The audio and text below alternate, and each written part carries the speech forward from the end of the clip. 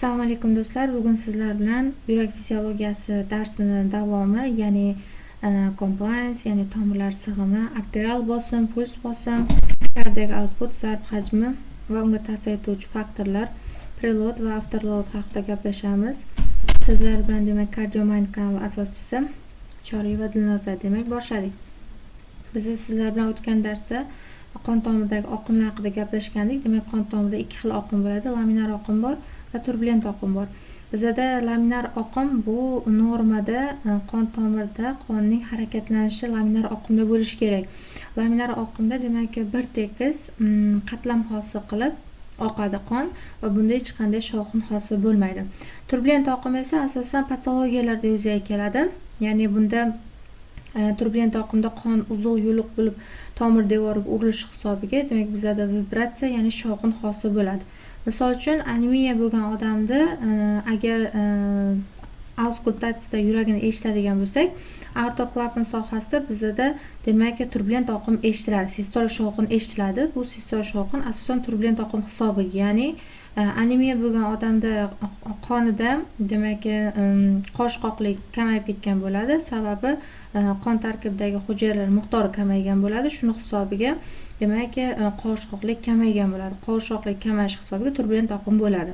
Bundan tashqari turbulent oqim, ya'ni demak shovqin, vibratsiya hosil qiladigan oqim hisoblanib, quyidagi kasalliklarda yuzaga keladi. Misol uchun tomir toraysa, spazm holati yuzaga kelsa, olaylik misol uchun vazospastik presmetal stenokardiyalarda aynan xuruj vaqtida ularda koronar qon tomirlari spazm bo'lgani hisobiga turbulent oqim eshitiladi. Faqat xuruj vaqtida bunda.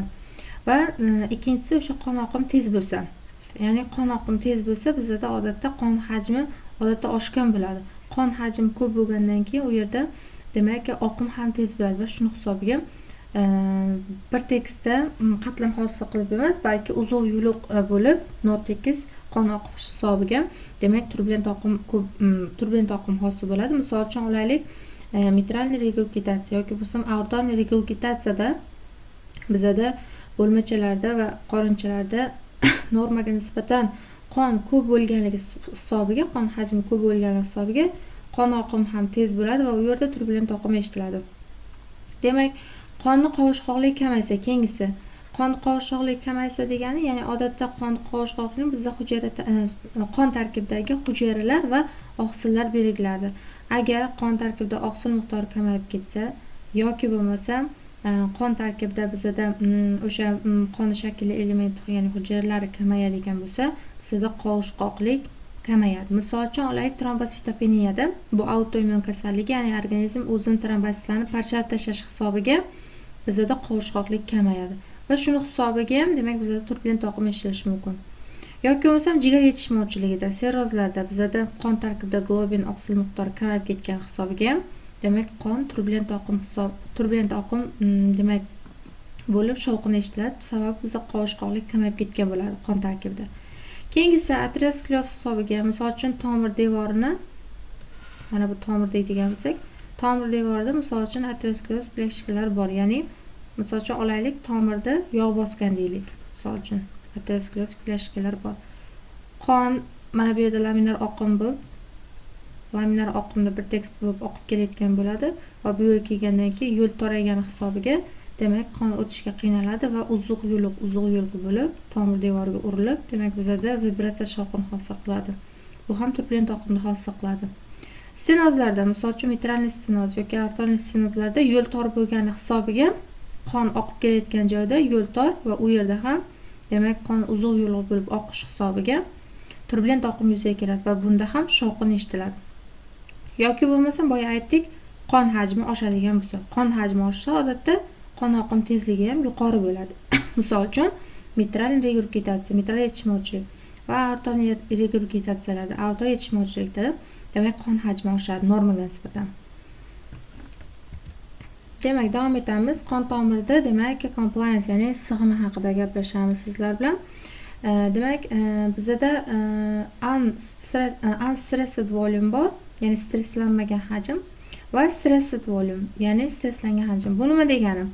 Bu asosan vena qon tomirlarida bo'ladi, bu arteriya qon tomirlarida bo'ladi.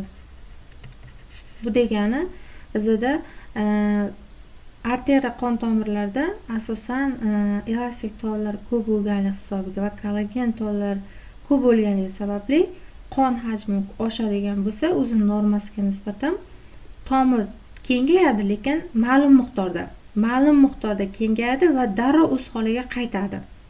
Va shu o'z holiga qaytgan vaqtda tomirda misol uchun nisbatan qon ko'p bo'ladigan bo'lsa, qonni siqadi va bu yuqori bosimni hosil qiladi bizda. Bu stressed volume, ya'ni stresslangan hajm deyiladi.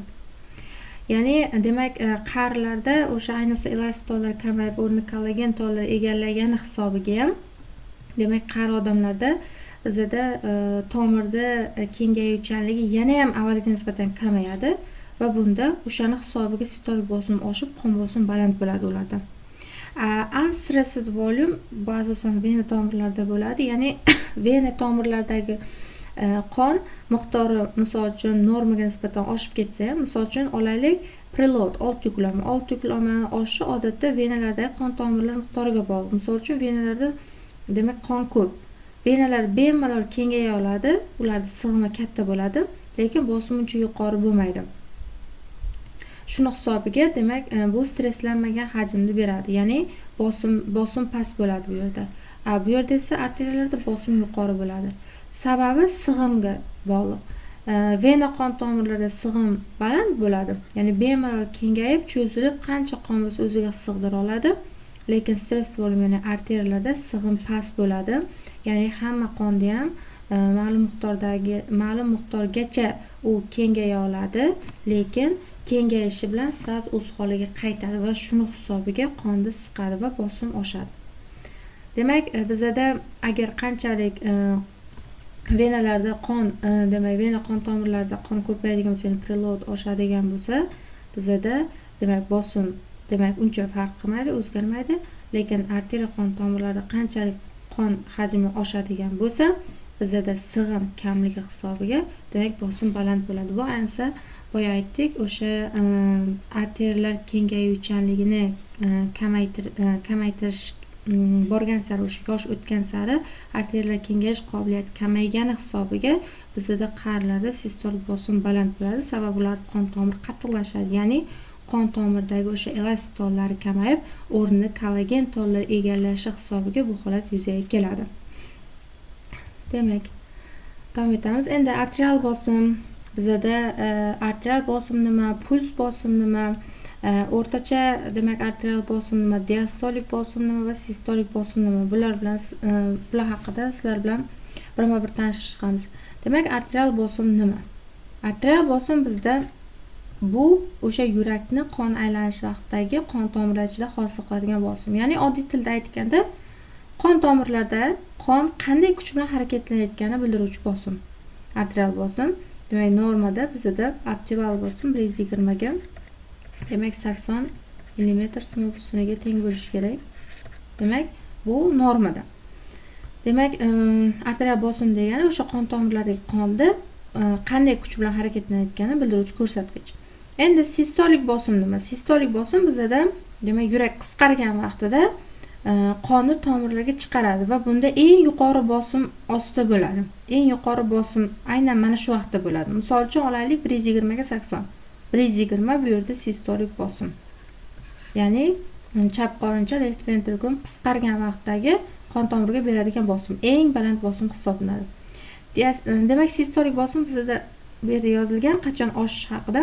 Agar zarb hajmi oshadigan bo'lsa, ya'ni stroke volume, agar yurakni qisqarishlar, demak, yurak bir marta qisqarganda chiqadigan qon hajmi misol uchun o'rtacha olaylik 70 milli bo'ladigan bo'lsa, yo'q, bu 70 milli emas, misol uchun 100 milli bo'lib ketadigan bo'lsa, zarb hajmi oshyapti, natijada bosim ham oshadi. Sababi sistolik bosimni bizda yurakdan chiqadigan qon o'sha bosimni belgilardi. Misol uchun kam qon chiqsa, kamroq bosim hosil bo'ladi, ko'p qon chiqsa, ko'p bosim hosil bo'ladi.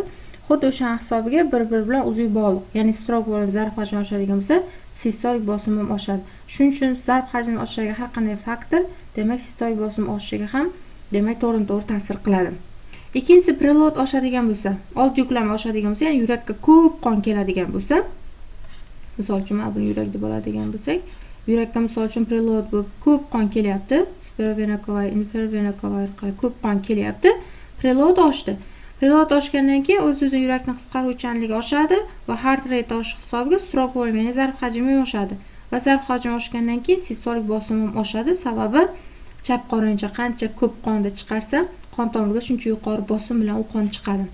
Va uchinchisi tomirlarda elastiklik kamaysa. Agar tomirda bizda elastiklik boya aytdik, elastiklik qancha kamaysa tomir shuncha qattiqlashadi, o'rnini kollagen tollar egallagan hisobiga va tomir qattiqlashgan vaqtda uni demak kengayuvchanlik, ya'ni sig'imi yana ham kamayadi va shuning hisobiga demak qon tomiri siqilib, qonni siqadi va shuning hisobiga sistolik bosim ham oshadi. Demak, keyingisi diastolik bosim nima? Diastolik bosim bu yurak bo'shagan vaqtida, ya'ni o'sha yurak dam olayotgan vaqtda tomirlarga beradigan bosim. Bu demak eng past bosim hisoblanadi. Misol uchun 80. 120 ga 80 deb oldik arterial bosim. O'sha 120 demak sistolik bosim, diastolik bosim esa 80. Bu demak yurak dam olayotgan vaqtda qon tomirlariga beradigan bosim hisoblanadi. Endi keyingisi puls bosim. Puls bosim demak agar puls bosim, ya'ni zarb hajmi agar oshadigan bo'lsa, puls bosim ham oshadi. Bu nima degani? O'zi puls bosim nima? Puls bosim bizda demak sistolik bosim bilan diastolik bosimda bir-biridan farqi. Ya'ni misol uchun olaylik 120 sistolik bosim, diastolik bosim esa 80. Farqi bizda 40. Demak normada 40 dan 60 gacha puls bosim norma hisoblanadi. Bu yerda puls bosim 40 ekan.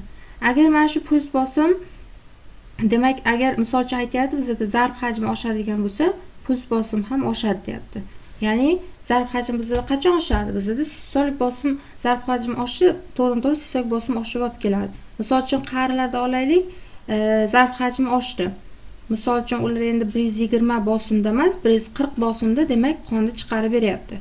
140 ta qonni chiqarib bergandan keyin demak 80 dan ayiradigan bo'lsak, bizda 60 puls bosim bo'ladi. Qarilarda demak misol uchun 60 bo'lyapti. Demak qarilarda puls bosim baland bo'lar ekan. Demak biz bu yerda bitta oltin qoidani eslab qolishimiz kerak. Agar bizda zarb hajmi oshadigan bo'lsa, sistolik bosim ham oshadi. Sistolik bosim oshgandan keyin to'g'ri-to'g'ri puls bosim ham oshadi. Bu ko'proq qarilarda yuzaga keladi. Endi agar arterial compliance baland bo'ladigan bo'lsa, ya'ni arterial qon tomiri kengayuvchanligi, ya'ni sig'imi agar yaxshi bo'ladigan bo'lsa, puls bosim past bo'ladi, asosan yoshlarda. Chunki elastitollari ko'p, kollagenlar nisbatan kamroq bo'ladi. Qarilarda esa teskarisi bilan, sababi elastik kam, o'rnini kollagen tollar egallaydi va tomir qattiqlashadi. Natijada ularda o'sha arterial qon tomiri avvalga nisbatan ham kamroq kengaya oladi. Ya'ni sig'imi yana ham kamayadi va shuning hisobiga ularda puls bosim baland bo'ladi. Puls bosim baland bo'lishiga asosiy sabab ularda sistolik bosim baland bo'ladi. Sistolik bosim baland bo'lishiga sabab ularda zarb hajmi baland bo'ladi. Bir-biri bilan o'ziga bog'liq. Demak, o'rtacha arterial bosim keyingisi. O'rtacha arterial bosim bu nima? Bu sistolik va diastolik bosimlar demak orasidagi demak o'rtacha qiymat. Sistolik bosim va diastolik bosim orasida o'rtacha qiymat, ya'ni o'sha tomirlar doimiy sezadigan bosim degani. Tomirlar doimiy sezadigan bosim bu o'rtacha arterial bosim degani. Demak, u asosan nimani ko'rsatadi? O'rtacha arterial bosim bilan biz nimani bilsak bo'ladi desak, u asosan ichki a'zolarga qancha qon yetib borayotganini bildiruvchi ko'rsatkich hisoblanadi. Demak, o'rtacha arterial bosim bizda ichki organlarga qancha qon yetib borayotganini ko'rsatuvchi ko'rsatkich hisoblanadi. Ya'ni tomirlar devori doimiy sezadigan bosim. Bizda formula bilan topiladi. Ya'ni diastolik bosimni 3 dan 1 qismiga qo'shamiz puls bosimni. Pulse pressure qo'shsak main arterial pressure kelib chiqadi. Ya'ni o'rtacha arterial bosim, demak diastolik bosimni 3 dan 1 qismiga puls bosimni qo'shamiz. Shunda bizda o'rtacha arterial bosim kelib chiqadi. Yoki yana bir topish formulasi bor, cardiac output, ya'ni minutlik zarb hajmini ko'paytiramiz. Demak total periferic arteria. Total periferic rezistentlikka. Ya'ni umumiy tomir qarshiligini minutlik zarb hajmiga ko'paytirsak ham, demak main arterial pressure kelib chiqadi ekan. Demak, misol uchun 120 ga 80 deb oldik-ku arterial bosimni. Main arterial pressure asosan demak 80 diastolik bosim bizda 80 edi. 80 ni demak 3dan 1 qismiga qo'shamiz. Demak, puls bosim 40. Mana bu yerda bizda 120/80 hisoblaganmiz, puls bosim 40 chiqdi. 40 ni qo'shadigan bo'lsak, bizda 93 bo'ladi. Demak, bizda o'rtacha arterial bosim 93 millimetr demak simib tushgan ekan. Ya'ni ichki organlarga shunchadan qon boryapti degan demak ma'noda. Keyingisi bizda blood pressure calculation, ya'ni qon bosim demak ta'sir qiluvchi omillar haqida gaplashamiz. End diastolic volume, end systolic volume, ya'ni oxirgi sistolik hajm, oxirgi diastolik hajm demak stroke volumega ta'sir qiladi. Misol uchun, oxirgi diastolik hajm agar oshadigan bo'lsa, bizda ya'ni yurak kengaygan vaqtida qancha ko'p qonni demak diastol vaqtida qancha ko'p qonni o'ziga oladigan bo'lsa qorincha, shuncha ko'p qon chiqaradi degan stroke volume ham oshadi. And systolic volume, ya'ni oxirgi sistolik hajm agar qanchalik kam bo'lsa, zarb hajmi shunchalik yuqori bo'ladi. Sababi end systolic volume bizda qanday topilardi? Yurak bitta qisqargan vaqtida zarb hajmi bizda end diastolic volumedan ayirib tashladi va end systolic volume kelib chiqardi. Stroke volume uni teskarisi bo'ladi. Ana endi bizda cardiac output, ya'ni minutlik zarb hajmiga stroke volume to'g'ridan-to'g'ri ta'sir qiladi dedik. Ya'ni qachonki zarb hajmi oshadigan bo'lsa, yurak bir marta qisqargandagi zarb hajmi oshadigan bo'lsa, minutlik zarb hajmi ham oshadi. Minutlik zarb hajmiga faqatgina stroke volume ta'sir qilmaydi, balki heart rate, ya'ni yurak qisqarishlar soni ham ta'sir qiladi. Misol uchun olaylik, yurak qisqarishlar soni, misol uchun simpatik nerv sistemasi qo'zg'aldi va katexolaminlar ishlab chiqarildi. Natijada adrenalin, noadrenalin ishlab chiqarildi va qon tomirlari torayib, yurakdagi beta 1 retseptorlar qo'zg'ashi hisobiga heart rate, ya'ni yurak qisqarishlar soni oshdi. Yurak qisqarish soni oshgandan keyin bizda odatda yurak tez-tez qisqaradi. Tez qisqargandan keyin yurakni demak qorinchalar diastolic filling time, ya'ni qorinchalarni qon bilan to'lish vaqti kamayadi. Sababi hali qorincha yaxshi qonga to'lib olmasdan yurak qisqaraveradi va qorinchadagi bor qonni chiqarib tashlayveradi qon tomiriga. Natijada qorincha yaxshi qonga to'yina olmaydi. Va bizda left ventricle, ya'ni chap qorincha asosan diastola vaqtida chap qorinchani koronar arteriyalari qon bilan ta'minlanardi. Ana endi bizda diastolic filling time, ya'ni qorinchalarni qon bilan to'lish vaqti qisqargandan keyin demak chap qorinchani qonga bo'lgan ehtiyoji, kislorodga bo'lgan ehtiyoji oshib ketadi. Natijada ishemiya holati riski yuqori bo'ladi. Shuning uchun taxikardiya bo'ladigan odamlarda demak yurak ishemik kasalligi bo'lish xavfi yuqori, riski yuqori. Sababi ularda o'sha qorinchalar diastolic filling time, ya'ni qon bilan to'lish vaqti ancha kamaygan bo'ladi shu hisobiga. Demak, heart rate ham demak minutlik zarb hajmiga to'g'ridan-to'g'ri ta'sir qilar ekan. Demak, qancha yurak tez qisqarsa, shuncha minutlik zarb hajmi ham oshadi. Qancha yurak sekin qisqarsa, minutlik zarb hajmi ham kamayadi. Main arterial pressure, ya'ni o'rtacha demak arterial bosim bizda boya aytdik, ikkita formuladan topiladi. Birinchisi diastolik bosimni 3dan 1 qismiga puls bosimni qo'shish orqali, birinchi formula, ikkinchi formula esa demak bizda cardiac output, ya'ni minutlik zarb hajmini umumiy tomir qarshiligi ko'paytirib ham demak topishimiz mumkin. Umumiy tomir qarshiligi esa bu umumiy oqimni qarshilikka ko'paytiramiz va bosim farqi kelib chiqadi bizda. Endi kontraktilitini, ya'ni qisqaruvchanlik, yurakni qisqaruvchanligini oshiruvchi omillar va yurakni qisqaruvchanligini kamaytiruvchi omillar haqida gaplashamiz. Yurak qachon demak qisqaruvchanligi oshadi, qachon yurakni qisqaruvchanligi kamayadi. Demak, birinchi sabab bu preload oshsa kontraktiliti avtomatik ravishda oshadi. Bu nima degani? Preload degani o'zi yurak qisqarishdan oldin yurakka beriladigan nagruzka. Misol uchun yurakka ko'p qon kelyapti. Umumiy aylanib yurgan qon hajmi oshdi. Misol uchun preloadni bizda asosan vena qon tomirlaridagi qonning miqdori va aylanib yurgan qon hajmi belgilaydi. Misol uchun preload oshdi, ya'ni yurakka ko'p qon kelyapti. Umumiy qon aylanib yurgan qon hajmi oshdi. Natijada yurakka ko'p qon kelgandan keyin yurak demak shuncha yaxshi kengayadi. Qancha yurak kengaysa, demak uni o'sha muskul tollari cho'zilishi hisobiga sarlin qonuni bo'yicha uni qisqaruvchanligi ham oshadi. Ya'ni o'sha mushak tollarida qancha cho'zilish bo'lsa, shuncha yaxshi qisqaradi. Demak, agar yurakka qancha ko'p qon kelsa, shuncha yaxshi qisqaradi degani. Chunki yaxshi cho'zilyapti. Kontraktiliti oshadi. Endi o'sha kontraktility, ya'ni qisqaruvchanlikni oshiruvchi omillarga katexolaminlar kiradi. Misol uchun simpatiya nerv sistemasi qo'zg'aldi, adrenalin, noradrenalin ishlab chiqarildi. Demak, adrenalin, noradrenalin ishlab chiqarilgandan keyin bizda avtomatik ravishda demak yurakning qisqaruvchanligi oshadi, heart rate oshadi va undan tashqari qon tomirlar toraydi. Yoki pozitiv inotroplar. Pozitiv inotroplar demak bizda misol uchun dopitamin, milirinon, digoksin. Bular pozitiv inotrop degani qisqaruvchanlikni oshiruvchi dori preparatlar degani.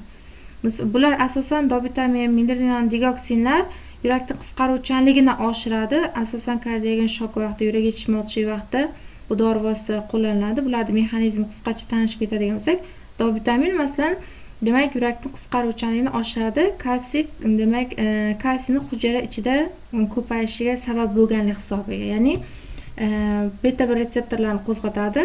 Beta 1 retseptorlar qo'zg'algandan keyin hujayra ichida kalsiyning miqdori ko'payadi. Natijada qisqaruvchanlik oshadi.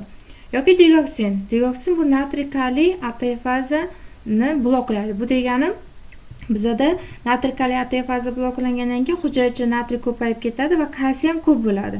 Hujayra tashqarisida esa kaliy ko'payib qoladi. Shuning hisobiga qisqaruvchanlik oshadi. Kalsiy hujayra ichida ko'paygani hisobiga.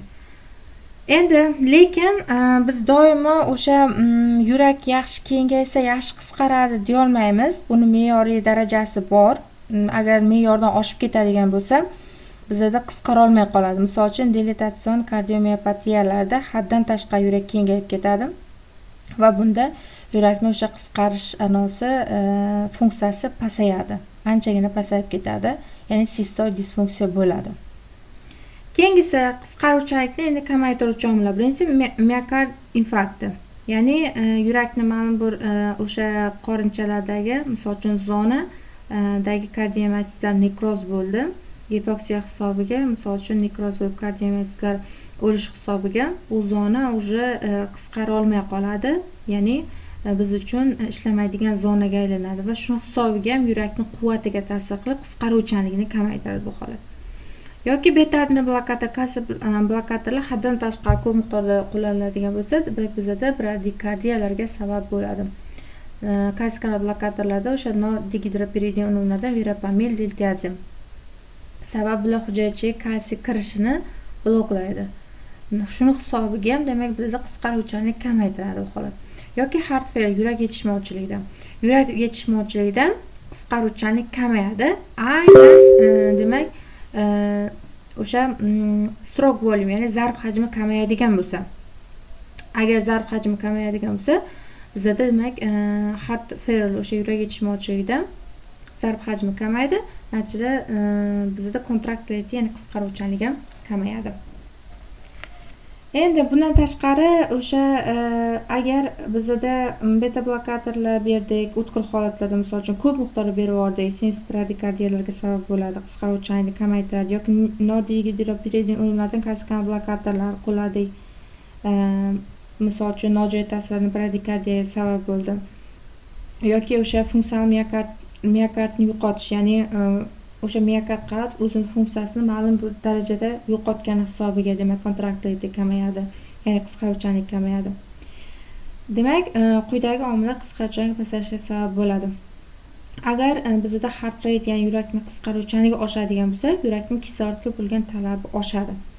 Yurakning kislorodga bo'lgan talabi oshgandan keyin yurak ishemik kasallik ehtimoli ham oshadi. Shunday qilib bizda dori vositalaridan kontraktilityni oshirish dori vositalari dopitamin, milirinon, digoksin ekan. Dopitamin asosan boya gaplashdik simpatiya mimetik ekan, ya'ni heart rate'ni, ya'ni yurak qisqarishlar sonini oshiradi va shuni hisobiga kontraktility qisqaruvchanlikni ham oshirar ekan. Keyingisi endi kardiak outputga ta'sir qiluvchi faktorlar. Demak, bizda minutlik zarb hajmi ta'sir qiluvchi faktor. Birinchisi zarb hajmi. Zarb hajmi oshsa, kardiak output ham oshadi. Zarb hajmi kamayadigan bo'lsa, minutlik zarb hajmi ham demak kamayadi. Bir-biri bilan uzviy bog'liq ekan. Endi qachon bizda zarb hajmi oshadi, qachon kamayadi? Agar qisqaruvchanlik oshsa, yurak katta miqdorda demak qonni chiqarib beryapti. Ko'p qon kelgandan keyin yaxshi cho'ziladi va shuni hisobiga muskulatura yaxshi cho'zilish hisobiga yaxshi qisqaradi.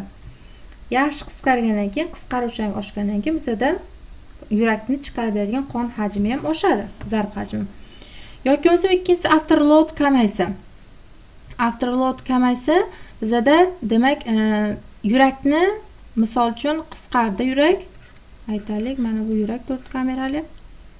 Mana bu chap qorincha. Chap qorinchadan qon misol uchun aortaga chiqdi.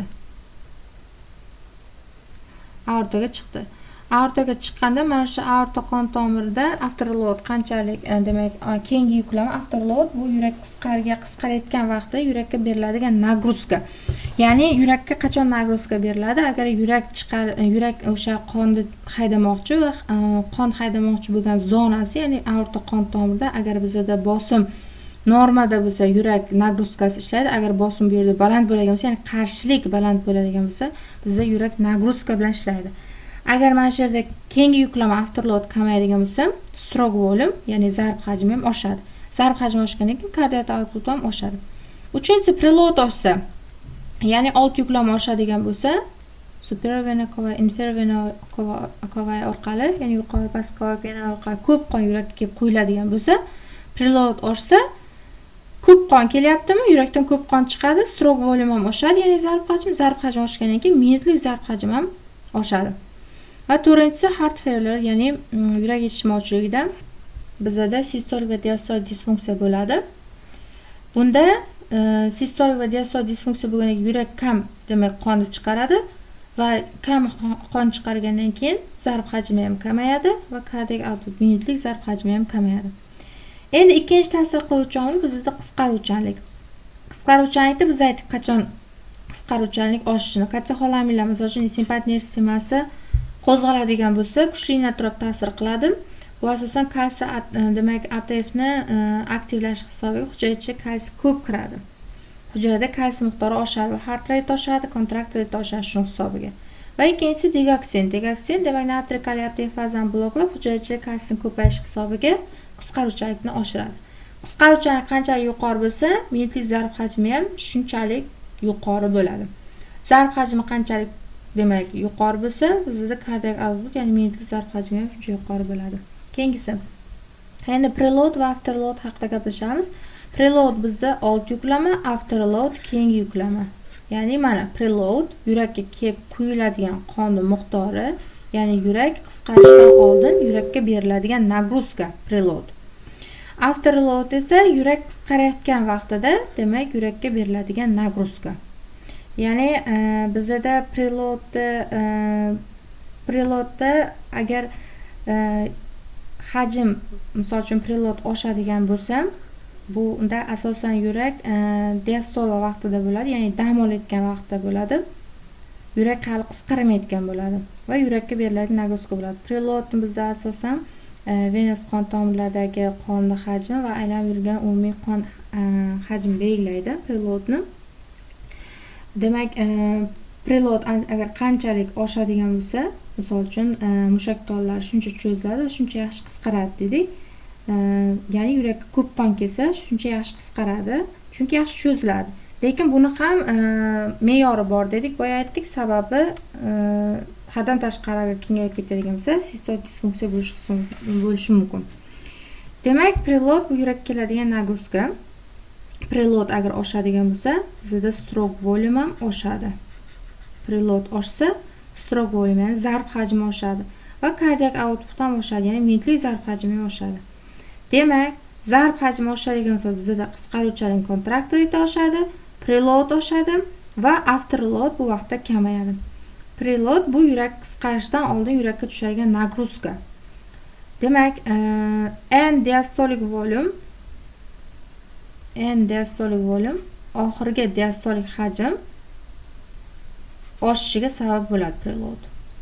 Sababi yurakka keladigan qon hajmi ko'p bo'lsa, yurakka tushadigan qon hajmi ham shuncha ko'p bo'ladi qorinchalarga.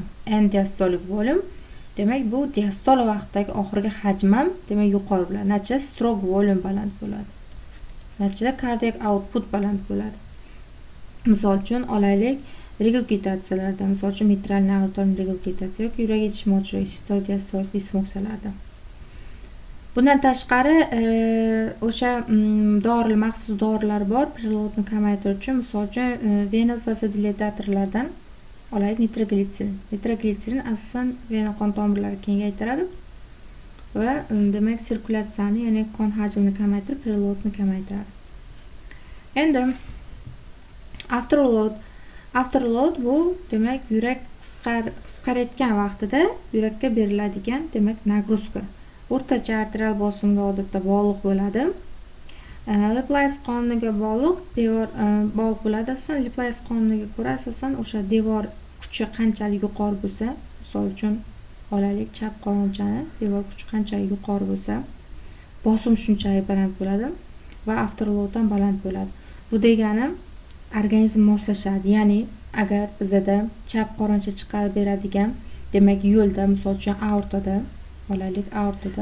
qanchalik demak rezistentlik baland bo'lsa, ya'ni qarshilik baland bo'ladigan bo'lsa, chap qorincha o'shanga yaxshi qon chiqarib beraman deb demak gipertrofiya bo'lishga majbur bo'ladi. Ya'ni devori qalinlashib, kuchliroq bo'lishga harakat qiladi va u yerda bosim baland bo'ladi. Natijada demak gipertrofiya bo'ladi va gipertrofiya bo'lgandan keyin kislorodga bo'lgan talab oshib, ishemiya holat yuzaga kelishi mumkin. Ishemiya holat riski baland bo'ladi. Shuning uchun afterload demak bizada qanchalik, ya'ni afterload degan keyingi ko'lama qanchalik oshadigan bo'lsa, chap qorincha gipertrofiya riski shunchalik baland bo'ladi. Va bizda bundan tashqari o'sha afterloadni kamaytiruvchi demak dori vositalar bor. Misol uchun arterial vazodilatatorlar, ya'ni arterial qon tomirini kengaytiruvchi dorilar, gidrolazin misol uchun afterloadni pasaytiradi, chunki arteriyalarni kengaytiradi. Bundan tashqari APF ingibitorlari bor. Demak, angiotensin retseptor blokatorlari va aldosteron retseptor antagonistlari bor. Ular qon tomir tonusini pasaytiradi, afterloadni kamaytiradi. Lekin ular nafaqat afterloadni, balki preloadni ham kamaytiradi. Nima uchun? Sababi ular aylanib yurgan umumiy qon hajmini kamaytiradi, aldosteronni bloklash orqali. Demak, oltin standart dorilar bor bizda, reniy angiotensin aldosteron sistemasini bloklash. Sababi bu yo'l orqali ham preload kamaytiriladi, ham afterload kamaytiriladi. Ham yurak qisqarishidan oldin yurakka beriladigan nagruzka kamaytiriladi, ham yurak qisqarayotgan vaqtda yurakka beriladigan nagruzka demak kamaytiradi va qon oqim o'sha yerda normada bo'ladi. Va kislorodga bo'lgan talab ham kamayadi. Natijada ishemiya xavfi ham, riski ham ancha demak kamayar ekan. Bu yerda yozib qo'yibdi, demak mana ventricular hypertension, boy bularni gaplashdik. Endi xo'p, preloadni oshiruvchi faktorlarni gapiryapti. Demak, umuman yurgan qon hajmi oshadigan bo'lsa, preload oshadi. Demak, regurgitatsiyalarda, ya'ni yurak klapanlarida qon yetishmovchiligi, yurak klapanlar yetishmovchiligi bo'lsa, qon orqali qaytib ketadigan bo'lsa, preload oshadi va heart failure'da, ya'ni yurak yetishmovchiligida demak preload oshar ekan. Chunki yurak yetishmovchiligi yo distolik, yo sistolik, yo diastolik disfunksiya bo'ladi, shuning hisobiga preload oshar ekan. Afterload agar oshadigan bo'lsa, demak bizda cardiac workload, ya'ni afterload oshadigan bo'lsa, yurakni ishlash kuchi oshadi, contractility oshadi, chap qorincha buning uchun qalinlashadi, kuch bilan qisqaraman deydi, gipertrofiya bo'ladi, heart rate oshadi. Mana bu yerda boya gaplashgan gaplarimiz demak hammasi yozuvda batafsil ko'rsatilgan, bayon etilgan.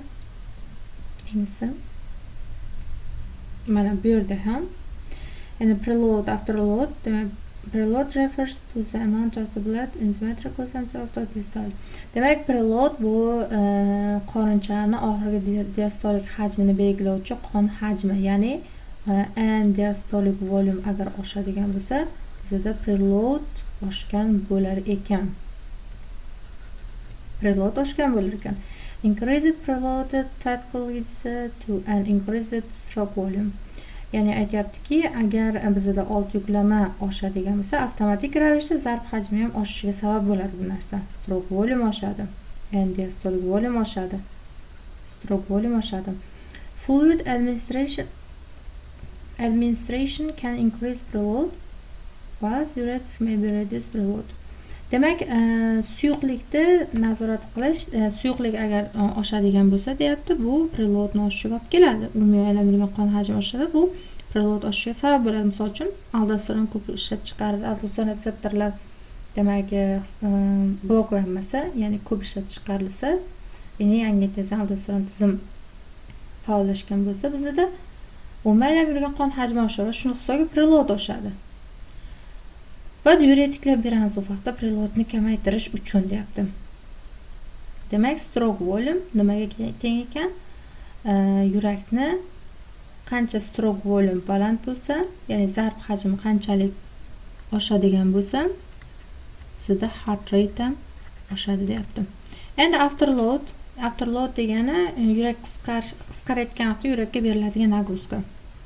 Afterload is resistant to the heart must overcome to eject blood into the system of circulation during systole. Ya'ni yurak qisqarayotgan vaqtida yurakka beriladigan nagruzka bu asosan nimaga bog'liq deyapti?